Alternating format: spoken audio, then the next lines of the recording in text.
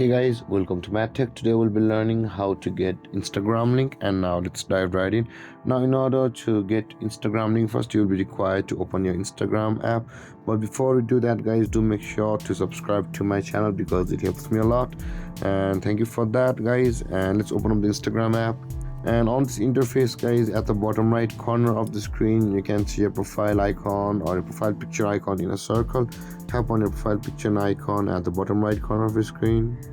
And over here guys, on this interface, you can see the share profile option available for us just beside the edit profile. Tap on the share profile, and over here guys, you will be either able to share your profile to anybody you like.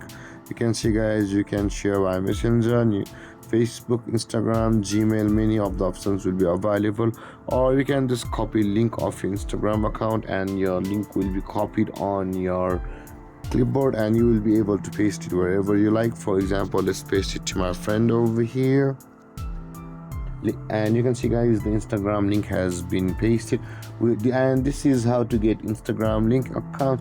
And there guys, this is how to get Instagram link. And if you have any confusions or questions regarding the topic, feel free to comment in the comment section below, and don't forget to like, subscribe and hit that bell icon for more videos. Thank you for watching guys. Peace.